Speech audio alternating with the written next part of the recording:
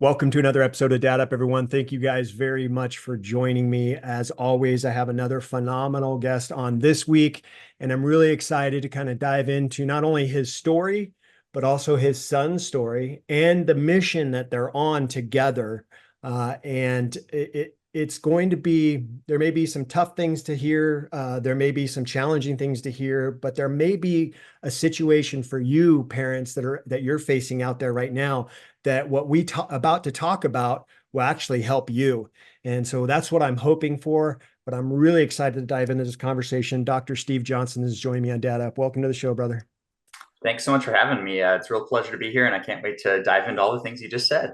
Awesome.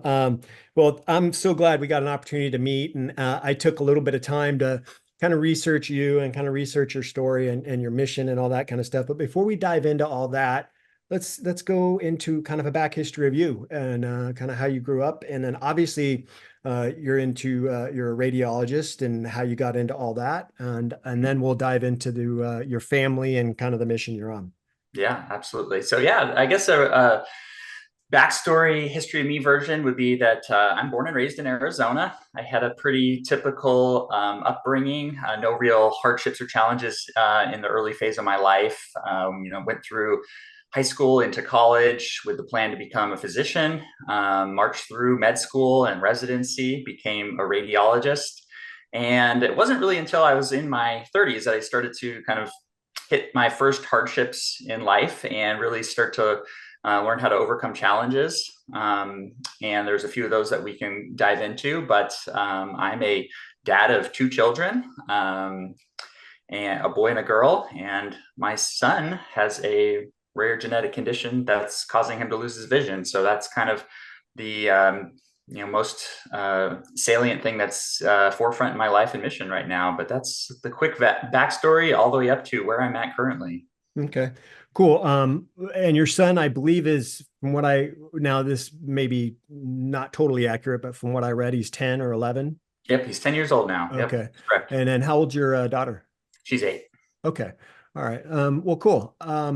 So born and raised in Phoenix, Arizona, like I said before we got started here, I'm very familiar with that area with my boys going to college there and all that. And I'm really sorry about you having to deal with all the Arizona heat, but you know, Yes. we in California, we have kind of the similar situation with our heat here. There's But something. all right, so let's dive right in. I mean, you're a radiologist, so you have a very busy life yourself. Um, I want to kind of dive into a little bit of what your son's going through. And from what I may pronounce it wrong, but from what I was reading, it's retinitis pigmentosa. Yeah, retinitis pigmentosa. That's Yeah, correct. retinitis Yep. pigmentosa. And it's a very rare disease. And the crazy thing is, what I was reading about rare diseases in particular, they said there's only about 200,000 in the US that actually have a rare disease. And there's actually only a handful of rare diseases that they actually consider rare. And this being one of them. And I did read some fairly positive things about this particular rare disease. But before we get into that, how old was your son when he was diagnosed? And let's really hit home with how that message was conveyed to you, and not only you, but his mom.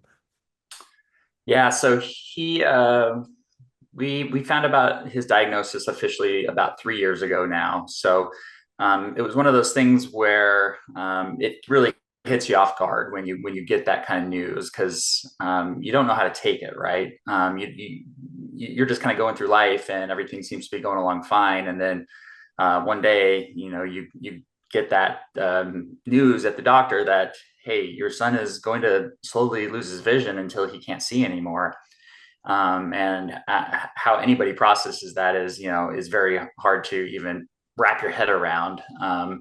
And then you start to really think about what that means for him, which is, he's, 7 or 8 right now when he gets this diagnosis, and they're like, by his late teenage years, he may not be able to see anything. So over the course of the next decade, I'm going to sit here and I'm going to watch him lose his vision. There's nothing I can do about it. There's no treatment. There's no cure. And this is just going to happen regardless of what you do. And as a dad, as a man, as a father, as a physician, all that stuff just does not sit well with you, right? You're like, no, I have to do something. This can't be the reality for him. This can't be our reality. So hit really hard. It was a grieving process. You go through denial, you go through anger, you go through, all those stages until you accept it, and then you decide to move forward in some way. Which, in my case, we decided to move forward in a we're going to do something about it Mm. manner, which we can dive into. But it was a really tough and challenging period in all of our lives. Yeah. And I'm sure that your son being, roughly the age of 7 when he was diagnosed, he probably didn't completely understand it himself. You could tell him what's going to happen or what could happen, but he may not fully understand that concept to the extent that we do as adults. Yep. How did that I guess transition happen where he's really soaking in what could potentially happen to him?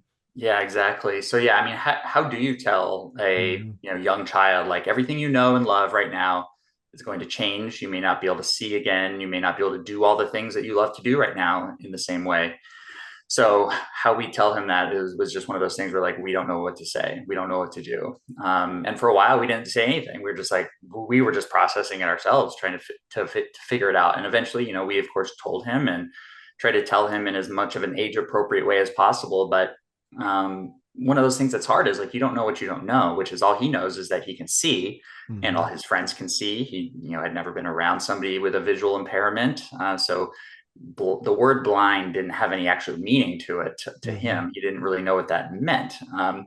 And so, there was a long period there where we had told him what was going on, but he really didn't seem to be affected by it because I don't really think he understood what it meant. But it wasn't until, some time had passed by, 6 months goes by and he's starting to process it.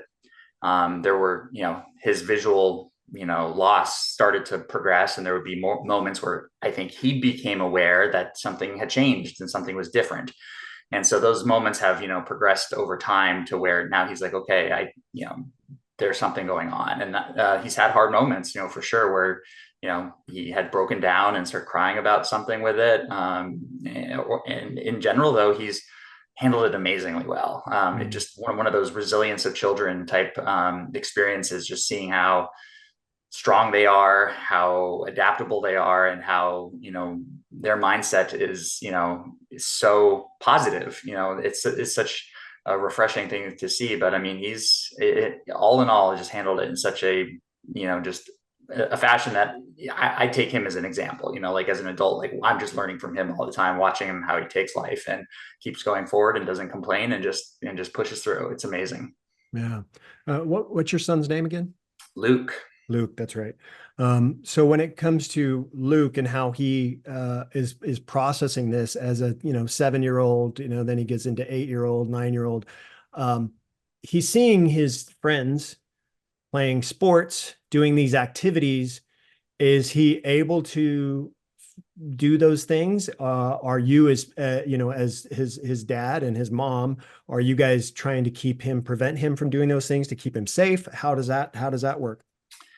So we've tried to just keep a really close eye on like what's safe and what's not. So the visual loss progression starts with difficulty seeing at night. That's one of the Hmm. most prevalent early symptoms in his condition. And then what they typically have is like this progressive tunnel vision where the Hmm. visual fields start kind of like narrowing in. So it looks like you're seeing through like a little pinhole. So there is a lot that he can still do. He still has pretty well preserved vision. He also has visual acuity loss, which he right now he has 20/50 vision, which Hmm. even with glasses, that's the best you can get for him. So he wouldn't be able to legally drive a car, for example, right now, but he's still out and he's still active and doing things. Like we haven't taken him out of karate or any of those type of activities. We want him to learn to adapt to this thing that's happening to him and try to keep him having as much of a normal childhood as possible. There's obviously certain things that we make sure that he's doing safely so that he's not going to hurt himself, and that he's not put in an unsafe situation for him. But we want him to learn that despite whatever's happening, there's always ways to overcome those challenges. There's always things that you can keep doing. You can adapt, you can change, and that's going to be important for him moving forward as this continues to happen to him. So we really didn't want to shelter him too much in it because, that would, be a disservice to him and not letting him learn how to, overcome these challenges because that's going to be his reality and he needs to know how to get through those things. Right. I think that's very healthy that you guys are doing that. I think if I was in your shoes, I would do the same thing. I wouldn't want to disrupt his childhood and experience the things that any normal child typically experiences. So I commend you guys for doing that. When it comes to this disease, for parents that don't know, and Steve, you can correct me if I'm wrong, but from what I was reading, it's about the how it affects the pigments in the back of the eyes, and that starts to disrupt the color where you see color when you're looking, and then it slowly starts to, as he was talking about, sink down. So what happens is not only do you lose the vision to see at night, where it makes it difficult to see in the evening time in darkness, but also your peripheral vision starts to close in on you. And I mean, I see normally, right? I mean, I have glasses, but I see normally. You see normally. I'll tell you a story about my wife and my older son, but for the most part, we wouldn't know what it's like to have that happen to us. And you can only imagine what it would be like, but you really can't put it into clear perspective what it would feel like, other than maybe closing your eyes. But you close your eyes, you still have a general sense of what's going on. And I think for your son, where he's so young, he's got to not only learn how to function now as a young child, but also, like you said, learn to start to adapt to what could potentially become his reality very soon. So, did I get that right as far as how that affects the eyes? Yeah, exactly. And I think the key for a lot of people who are trying to think, oh, why don't you just wear glasses, things like that. So the reason like I wear contacts or you wear glasses is there's a problem with the lens, the front of our eye. Like you said, his issues in the back of the eye and the retina. So the retina cannot be affected by the glasses. What the glasses will Mhm. do is they'll refract the light to send to the retina, and the retina receives the signal, and that sends to your brain. So there's no like glasses or anything that can help what he has. So that's kind of the key thing for kind of the where it is in the eye and the anatomy and how it gets affected. Mhm. Yeah, my older son was born 6.5 weeks premature. He was about 5 pounds when he was born. He was in the NICU for a couple weeks. He was on an oscillator, which is basically, for you parents that don't know, oscillator is like a ventilator for kids, for babies. And his lungs were very weak. My wife's a type 1 diabetic, so they kind of contributed that to the size that he was. He was 5 pounds, even though he was 6.5 weeks premature. He was a big boy for 6.5 weeks premature. But as he got older, we were told that he was going to have, there could be some learning disabilities, there could be some potentially some speech disabilities, there could be some growth issues that he could experience because of his prematurity. And the crazy thing is, he's 6'4". He started talking before he was even walking. He started walking at a year old. He was talking at 8 months, full sentences, no joke, full sentences at 8 months, where we had times where we could ask him what's wrong, and he would literally tell us, can I have a cup of milk? Can I have a sippy cup of milk? At 8 months, 9 months old. And so it was crazy how early he started talking. But here's where it got interesting. When he was about 2, I was washing the car and he was standing on the driver's seat pretending to drive. Okay. Like little kids do, right? He's standing on the driver's seat, holding the steering wheel, pretending to drive. And I was at the front of the car and I looked up at him and I was smiling, and he's smiling at me. And I noticed his eyes, and one of his eyes was off. It was like, it was a Mm-hmm. lazy, he had a lazy eye. And it was Yep. off. And I'm like, that's weird. Am I seeing things? So then I started looking at him closer. I brought him into my wife. I'm like, look at his eye.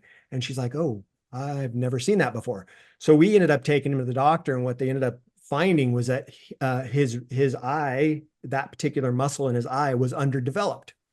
Mm-hmm. And how we had to correct that as a young child, how we had to correct that is patch his good eye to Yep. cause him to work the muscle in the bad eye. Now, picture a year-old, 2-year-old child and patching their good eye. Now they can't really see because this eye is trying to struggle to see. Imagine trying to keep them from pulling that patch off their eye. It was insane. It was a complete battle to go through that. We tried everything. We tried putting drops in his good eye instead of patching it. I mean, we tried all kinds of stuff, and it was torture for not only him, but for us. And ultimately, it was like there was nothing we could do. It was just like, we don't know how else to make this right. And he ultimately, he can see out of that eye, but what he sees is complete blurriness. It's like he sees like 3 or 4 of everything, right, in that particular eye. And so he's never had the vision in that eye. So he has no idea what it's like to have, full scope vision where he could see 3D, you know what I mean, with both eyes. And I feel for him in that respect, but he played sports his whole life. He played baseball and basketball his whole life. Like I said, he has functioned just fine. He drives a car. I mean, he's legally able to drive, even though when he turns to look at his peripheral vision of this eye, he has to turn his head almost all the way to see what cars are coming when he gets over. That's the struggle that he faces with. But that's, I mean, obviously nowhere near what you guys are going through, but so I have a little bit of similarity in that, my son has gone through that his whole life. My wife, on the other hand, when she had our older son, I mean, our younger son was 2 weeks premature, but he was 10 pounds. So he was a big boy. He was very healthy. But my wife ended up going through, she ended up started losing blood after the birth, where she lost enough blood for 2 people. And I remember them wheeling her out. There was 4 doctors around her and 1 doctor on top of her hooking her up, and they were wheeling her out into the ICU. And I was like standing there going, what in the world is going? This is right after my son's born. What in the world is going on? And the doctor came in and told me that they were this close from losing her. So she almost died. But what ended up happening is she ended up having to go through dialysis and all that kind of stuff. She's a type 1 diabetic, but she fully recovered. 2.5 weeks out of the ICU, she was good. She's 100% now. But about 10 years ago, because she's a type 1 diabetic, she had what is called diabetic retinopathy. Yep. And what that does is we had one issue with her eye where her retina had detached. And the doctor went in to try to repair it and couldn't. So what ended up ultimately happening was she lost complete vision in one of her eyes. So her left eye, she lost complete vision. Now, when I say complete, I mean it's black. So Yeah. when they hold up a light in front of her eyes to check her vision, she cannot see that light even right here. So that's how the eyesight is in that eye. A couple years later, she had the same thing where she had a massive bleed in her other eye, and now she lost vision in that eye. So she went completely blind for about 4 months, where she was just couldn't see anything.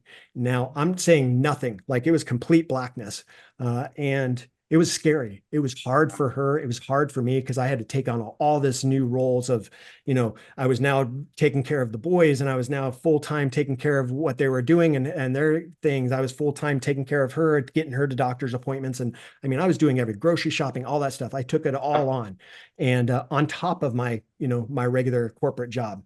And we found a world-renowned eye doctor that ultimately got her healed in one of her eyes. He said her other eye, where she had the retina detached, he said, there's absolutely nothing we can do about that eye. Unfortunately, we're not going to be able to fix that at all. However, we can make this eye as strong as possible where you can function and be fine. Now, she still struggles, like your son, she still struggles at night with seeing. She can technically drive a car, even though she doesn't. She can legally drive a car because she's had her vision and her good eyes really good. So she can technically do that, but she doesn't because she doesn't want to put anybody else at risk in case anything happens. But strange places, when she goes to a strange place, I have to walk with her to make sure she sees everything. Stairs, going downstairs, going downstairs is very hard because the depth perception isn't there anymore. So she has to kind of feel where the step starts so she can start to go down. So there's different things that we struggle with or have to deal with now as, adults. that, that's affecting her, obviously, and then ultimately impacts us, or meaning me, impacts me, and impacts our boys, where we have to really watch over her. She's fully functioning, right? She's a full-time school teacher. She's unbelievable. Like, she does everything normally, but there's those limitations that she has. For your son, I know I just kind of went on a kind of a tangent about my son and my wife, but just to kind of give you some perspective on what I've been dealing with as a dad and a husband, for your son, it's much different in that he's so young, and he could ultimately, by the time he's a teenager, lose his vision completely. And he has no idea what that's going to be like. And I can just imagine um, the fearfulness, or this, the nervousness, the fearfulness that he may be experiencing as he starts to go through those transitional years of becoming a teenager, and the hormones and stuff like that are changing. And I mean, he's going to have, I mean, that's a huge hurdle for him to get over. Um, how do those, and this leads me to my question, how are those conversations between you and your son, or maybe you and his mom and him together, the three of you, how is that conversation go for him and for you guys? Yeah, no, it's obviously hard, and thank you for sharing your story. It's always good to hear people who have overcome their challenges and are still out and getting things done, which is really part of the mindset that we're trying to just teach them on a day-to-day basis, which is, everybody has their challenges. It doesn't matter what it is. I got my challenges, you got your challenges, we all got our challenges, and we all have to overcome them. So that's not unique about any of us. What our challenges are going to be unique. They're all going to be different. Our struggles are all going to be, um, our own struggles that we have to, find a way through. So, we try to use all those daily moments of teaching to let him know that he can overcome them. He will overcome them. You have a choice how you react to everything in life. You can Mm-hmm. choose to let it weigh you down, or you can choose to let it make you stronger. And so we try to just instill that mindset in him, and we try to show him that mindset, which, I mentioned karate earlier. So things like Mm-hmm. that, where there are those daily micro failures, those daily challenges that you have to overcome in karate, like learning a new skill, like you're doing some jujitsu moves and you get tapped out, and you lose, and then you're like, okay, I don't want to do that again. So you practice and you get stronger, and then you figure it out, and then next time you go and do it, and you've overcome it, and then you've learned how to grow and come back from a hardship. So those can be little teaching moments. And so, like, when Mm-hmm. he's in these hard moments with his vision and it's nighttime and he can't see and he's scared, and it's like, okay, do you remember in karate you had that hard thing that you learned, you practiced, you got over it, and now you've overcome that, and that's in the past. Same thing here. This is a hard moment. You're going to get through it. We're going to learn how to handle this, and then in the future you're going to get through it. So we try to just give him those daily, learning opportunities, those teaching moments, so he can start to have experiences where he's overcome things already, and then whatever new challenges that might come his way, he's kind of has that skill set and that mindset where he's like, okay, I've gotten through this, I can get through something else. And that's really all we can do as parents, is just try to keep giving him the opportunity to be able to solve his own problems and overcome his own challenges. And I think that's really where our mindset is on it, and trying to help him the best way we can. Yeah. I think that's great. And I think that, as he starts to progress in this disease, the more he's adapting now to challenges, the easier it'll become, even though his eyesight will be, worse, or it'll be more of a struggle. I think the easier it'll become to face those challenges, because he's already developed that mindset of, I can accomplish anything, I can do anything, and I don't have to allow this to limit my ability just because I'm going through this struggle. So I think that's great. I did read, and correct me if I'm wrong, but I did read something about this disease where it doesn't necessarily blind everybody. Where there are circumstances where, yes, the vision may decrease, but ultimately becoming fully blind has not always happened. Has there been any type of diagnosis or anything to that nature with respect to your son about the likelihood of him becoming 100% blind, or is it still an unknown? It's certainly an unknown, of course, but so retinitis pigmentosa is not a single disease. It's like an umbrella term for a group of genetic causes of a disease. So there's Hmm. all these different underlying causes of the condition that is retinitis pigmentosa, and so every genetic cause has a different kind of severity or progression or the way it looks. Hmm. So there are patients with RP who don't actually even find out they have it until they're in their, maybe middle aged or later in life.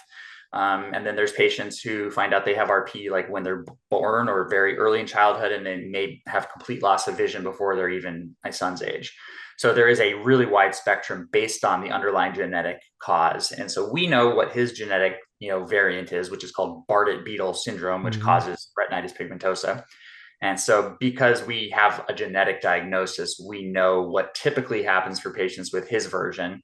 And that is that kind of teenage to late teenage complete loss of vision or legal Hmm. blindness. At that point, there may be some kind of small preserved, kind of pinhole type vision or very low acuity, but certainly legal blindness is the definite expected course for his version of it. So it is it is likely that that's what will happen. Of course, we don't know what the future holds, and we're certainly doing as much as we can on our end to support research and intervene in preventing that from happening. But that's the general course of his condition. Yeah. Okay. So thank you for clearing that up. This is as you said, this is a genetic disease, and some of the research I was doing, it said that it typically skips a generation, but there are many cases where it's not in the family history at all, and it just happens to come on. Is that something? Is that like your guys' case? There's nothing in the family history with this. I'm sure you've done some research on it. Yeah. So it's an autosomal recessive disease, which means that I am a carrier. I have one copy of the gene on my, on one of my chromosomes. To have the actual disease and not be a carrier, you have to get one copy from the mom, one copy from the dad. So I'm a carrier, she's a carrier, and we both happened to give him both our copies of that. Mm. So that makes him a have the disease. My daughter has essentially a 1 in 4 chance of being a carrier. She does not have the disease.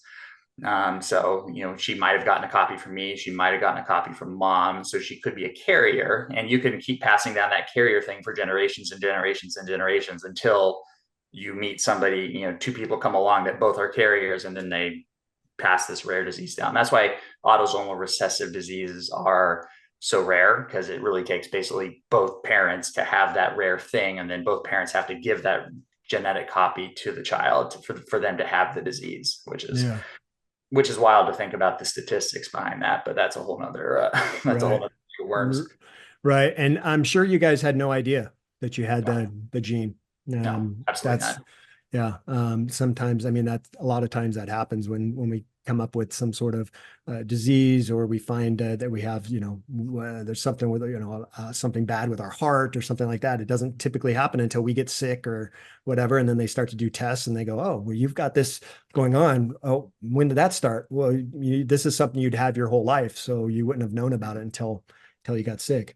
Um, Let me ask you this: when it comes to maybe other parents out there that either may be struggling with their own health issues, where they're trying to not only take care of themselves but be a good parent and be as in, uh, attentive and involved as a parent as they can be with their limitations, or maybe they have a child that has some sort of situation where they're facing a challenge health wise or other certain circumstances. What is the best advice that has been helpful to you that maybe you can share with other parents out there? Yeah, I think the first step is really realizing you're not alone. Certainly, there's all kinds of communities for all kinds of different diseases and situations. And I think connecting with that community can give you hope. I think with that hope, you can start to find your way forward in whatever that is, and then you can take those baby steps every single day and make those little, like, I'm going to get through today, and then I'm going to get through tomorrow, and then next thing you know, you've gotten through a whole year, and you're like, wow, I can't believe what I just got through, and I'm in this better place for it. But it does you don't have to go through these things alone. It's important to ask for help, and it's important to get that community that you can kind of lean on, feel like there's other people that have gone through what you're facing. And that's a really important starting point. And we certainly did the same thing, even though this is a rare condition and there's maybe thousands of people only who have this. We connected with them. We saw that, okay, this is the reality. And there's other people that have already gone through this and we can do it too. So I think that's the first starting point. And anybody who's facing a health battle, a health journey, or some type of hardship. Yeah, I think that's super helpful. And that's not just in a situation where you're dealing with a health crisis. It could be anything that you could be going through, whether it's anxiety, stress, depression, any of those, maybe addiction, any of those kinds of things. I mean, that's why they have AA, right? For addiction. It's getting yourself into a community of like people where you can kind of share your experiences and really start to connect and understand, what you're going through, whether, like I said, whether it's health issue or any of those other things. So I think a community being the first step is great. Obviously, you want to do as much research as you can on whatever it is going on, but getting yourself into a community of like people where you guys can just lean on each other for support when you have those bad days where you just go, I have no idea how I'm going to get through today. And you have that support system that you can reach out to and go, can you guys just pray for me? Can you guys just, give me an ear to for me to vent, even if it's just to vent.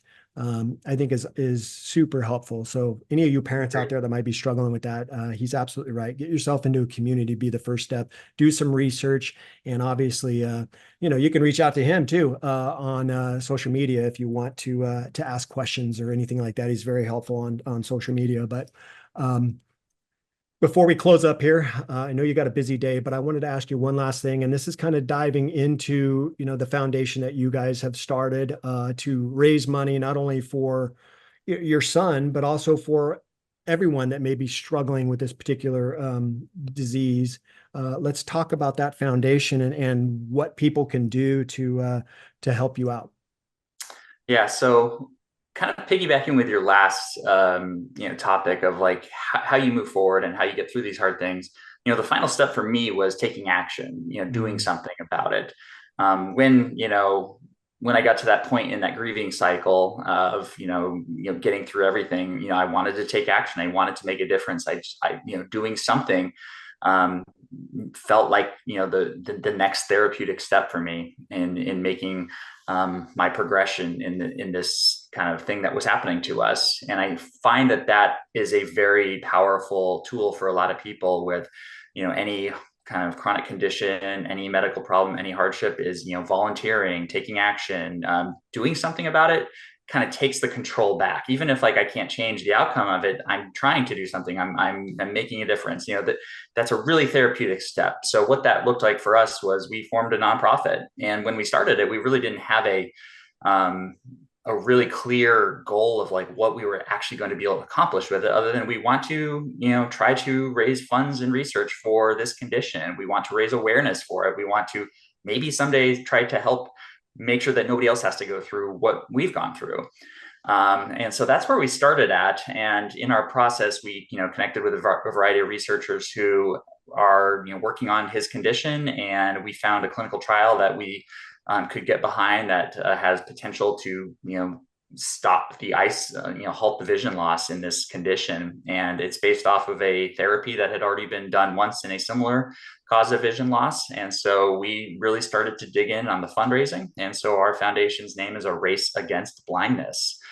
Since we are quite literally racing against time, we have this little limited window of time where he still has preserved vision, and that we may be able to do something about it if we could get this therapy, pushed through to a clinical trial and hopefully, an approval someday. So that's why our name is what it is. And we've ever since then been fundraising aggressively to make this a reality. And we are closer to our goals than we've ever been, but we still have a ways to go. And we're still in that fight as we speak. So that's a big part of my life right now, is running the nonprofit and fundraising, and hopefully maybe getting to a point where this could be treated someday. No, that's awesome. I think it's great, not only for you guys, but for those out there to get on board with not only helping out through the foundation, but also donating, providing some sort of resource for others that are out there. It's with my wife being type 1 diabetic, we do the same thing with Juvenile Diabetes Association, because we know that, hey, there's no cure for diabetes, and we have to do what we can to push research along to at least improve it or help it, to where, not maybe not necessarily ever find a cure, but at least change the quality of life for diabetics where they're able to function a little bit better. But I think that for you and your son, is he on board with this foundation? Does he understand it? Is he participating in it? All those kinds of things. You kind of help allowing him to kind of get involved. Yeah. So when we first started, we kind of try to keep it separate from him. And we really don't, try to make it a big focal part of his life. Like we talked about, we want him to have a normal childhood. We want him to have a kid. We want this to be something that, he has, but it isn't who he is. It doesn't define him.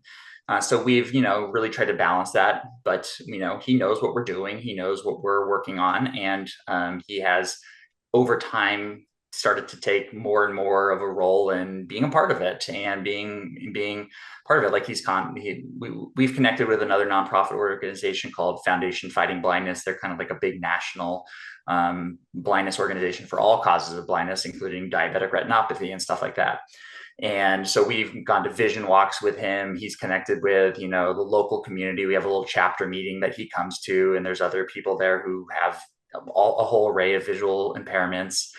So he started to connect and he started to do that. He's participated in some of our fundraisers now where he kind of, helps promote things a little bit to his willingness and to his level of interest. And we let him, kind of do some age appropriate stuff for what he wants to be doing. And then we turn it off and we don't let him, see all the other stuff that we're going through and all the, the behind the scenes that we're doing on a day-to-day basis. I'm doing this constantly. I'm working on it all the time, but he's just having a normal childhood and we want that for him. And that's important. So he is involved. He is aware of what we're doing, but it does not define his life quite like it does define mine, which I'm proud to take on and proud to do. But Right. yeah, so but he has a normal childhood, for the most part. Yeah, that's cool. I had one more question, and it just kind of came up when you were talking about, him meeting and getting involved with other people and all that. Has he met other kids that have, similar, maybe the same disease or similar situations that they may be going through? Has he met kids like that? Not really, to be honest with you. So Mm. when we've gone to these like vision walks and things, I do find that we are one of the few families who brings their kids there. There Mm. are some that bring their kids, not a lot, even though there's a lot of parents there who have children that are going through stuff like this, and understandably they're all going through their different process of what is appropriate for their kid to what they think the best way to handle it is. But we have he's exposing him to that community and what the future could be like. And there's so much strength in that community. Like these, I mean, it's very hard to see, of course, because you're sitting there watching like somebody with a cane and Mhm. navigate life blind, and you're sitting there, wow, that's his reality, and that's what's going to happen. So as a parent, you're sitting there like, holding back tears sometimes, watching Mhm. some of this happen. But so he's connected with a lot more adults than kids, to be honest with you. But and that's fine, and they're a great source of strength and support and motivation, and just being kind of one of those, whether they provide direct advice or it's just something that he sees that, like, he's soaking in what's around him, where these people are still out and about, they're doing their things.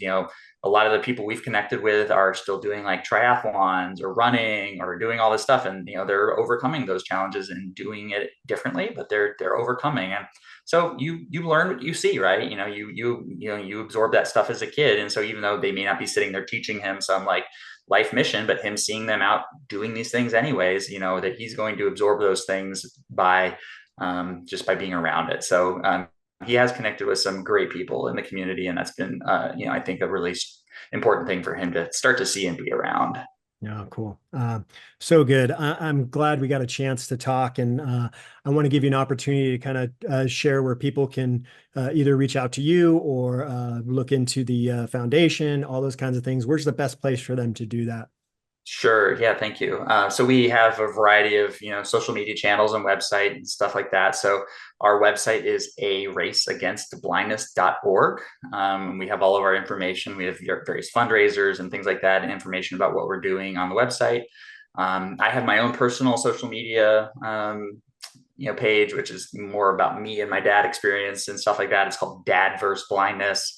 And then, of course, we have our, nonprofit page where we host all of our fundraiser stuff, and that's A Race Against Blindness on Instagram and Facebook.